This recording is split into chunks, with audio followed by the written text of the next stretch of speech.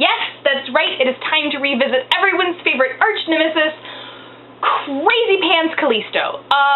Even though she doesn't actually wear pants, if she did, I think we'd all agree they would be crazy. And we meet all these, like, scary, scary prisoners, and none of them are as scary as the one behind that door. Because, oh, it's Callisto, and she is, like, tied to this crazy pants Hannibal Lecter chair. And I love this bit, because it is feeding time for Callisto.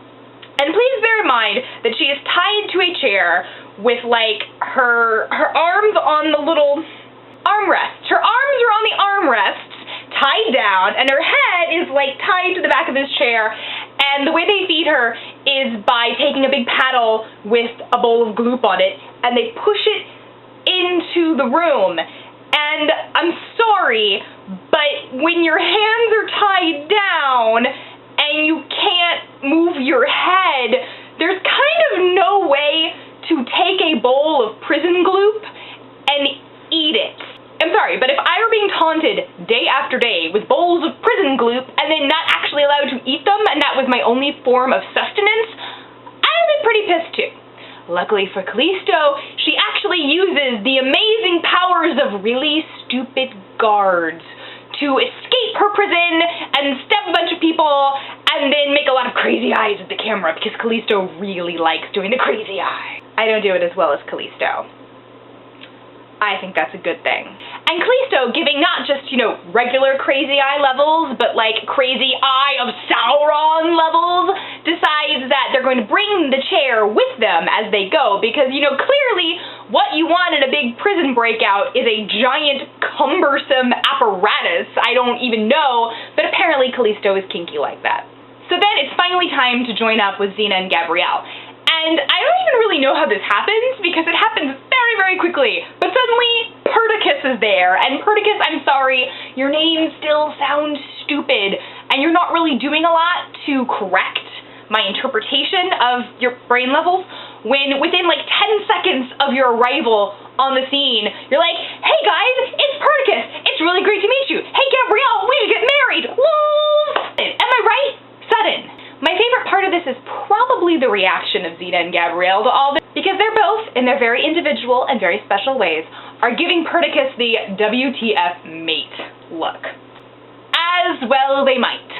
But stop everything, because you know what? It doesn't even matter, because the next thing we see is this shining, perfect example of wonderfulness, because Joxer is in this episode. And no, I'm going to say it now, there's no reason for Joxer to be in this episode. I mean, it is the most egregious waste of my favorite person on the planet. Like, I don't even know. He's there, and he serves no purpose the entire time, except, you know, to be bumbling. And nobody bumbles like Joxer bumbles. I love him, because he's there, and he's hanging out with some ragamuffin children and, like, attacking barrels, and I don't know why. It's never really explained, but he's there, and he's being amazing, and Callisto comes in and basically tells him to run off and go find Xena and tell her that she's back.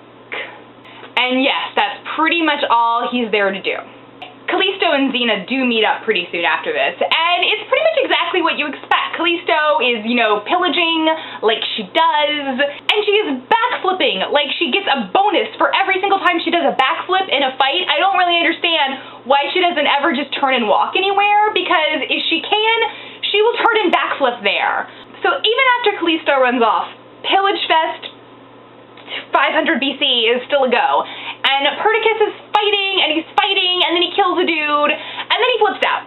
And no offense to Perdiccas, but he ends up having his little freak out moment and saying things along the lines of, like, you know, no more, I will never fight again, the fighting is so wrong and evil and blah blah blah blah blah. And, you know, respect. I'm not fighting, I'm not hating, except I am a little hating, because honestly, kind of a dick move, Perdiccas, considering you are surrounded by screaming and dying innocents, and really, I think the time for your freak out is maybe after you finished helping out the nice people. I'm just throwing that out there, you know, do with that what you will. And I don't really understand why, but apparently it's watching Perdiccas walk away in the middle of the slaughter of innocents that makes Gabrielle think, I want to hit that ass. I don't know, it's really sudden and it's really unexpected because they actually do it. They get married and then they do it, which is not actually where I intended that sentence to go in the first place, but that's where it went and I think I'm keeping it. Thanks for breaking up the band, Yoko, because now Xena and Gabrielle are parted, and it's very upsetting, and I don't think I'm okay with it, but luckily it's not going to last long because you wouldn't have much of a show. Because the next day, Callisto finds them, and stabby-stabs away at Perdiccas a little bit, and then is about to get Gabrielle, and Xena, like, charges up on Argo and kind of saves the day, kind of doesn't, because she chases Callisto off, which... awesome, but not before Callisto gets another, like, stabby-stabby at Perdiccas, and he's dead. Oops.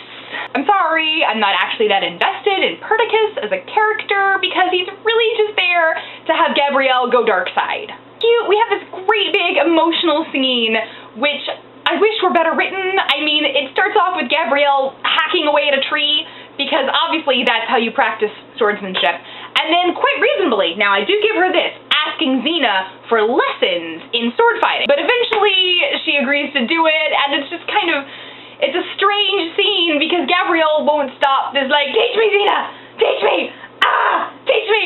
Oh, I guess, teach me! I don't know, maybe I just don't have a soul, because I was just kind of sitting there, waiting for it to be over, and I apologize if this is like everyone's favorite big emotional scene. I don't know. Luckily, it is at this point that we flash back to Callisto having her crazy dance party, and there's all, you know, dancing and like funky synthesized bass beats, which is how you know it's a good time. And we learn that Callisto is like totally straight edge. And you know what? More power to ya, you crazy bitch. I love it. But we're back to Xena and Gabrielle next. And Gabrielle is like, oh hey Xena, maybe you're right after all. I guess I won't go try and kill Callisto. I'm just gonna go home now. So you go ahead, sweetheart. You go kill Callisto, and I'll be happy about that as I sit at home, totally safe and not doing anything crazy like sneaking off to get Callisto myself. Why would you even think that? Oh, look over there, bears! And she runs away. Because the next thing we know, it's morning at Callisto's dance party, and Gabrielle is there, ready to kill Callisto with the powers of the flashback montage. But unfortunately, as they so often do, when you use flashbacks as your ammunition in a fight, they backfire, and Gabrielle cannot do it, and she gets very sad, and gets tied up to a stake just in time for Xena to come attempt to rescue her, and also get tied up, this time to the kinky chair, just in time for Joxer to come in and bumble around a bit and provide a distraction, which is lovely, and I'm glad he did thing 2 in the script, really. I'm always happy you're here, Joxer. So Xena and Callisto decide to fight for a little bit until, why not, chariots? I don't really understand why chariots. Apparently, you don't ever need an excuse for chariots. Chariots means never having to say you're sorry, because we are treated to this random, like, car chase, except chariot chase scene on a beach, and it's all very dramatic, because then we have a glorious scene of Callisto and Xena being trapped in quicksand, which is probably the stupidest looking quicksand I've ever seen. Because the problem with this scene is that Xena and Callisto are very clearly just standing in a pile of dirt, and they are standing in their little holes in the dirt, and they're acting very dramatic, but it is not quicksand. Anyway, Xena gets out and lets Callisto not get out, which, you know, bold move. And we get our moment of resolution, and, you know, very dramatic, but I was kind of expecting more from the return of Callisto. I don't know, I didn't expect her to come back and then be dead. So, that's odd. Knowing what I know of this show, I'm pretty sure that won't actually be the last time we see her. Just a guess. Although Xena finally conquered her dark nemesis, Callisto, it took her weeks to get the sand out of her leather unmentionables.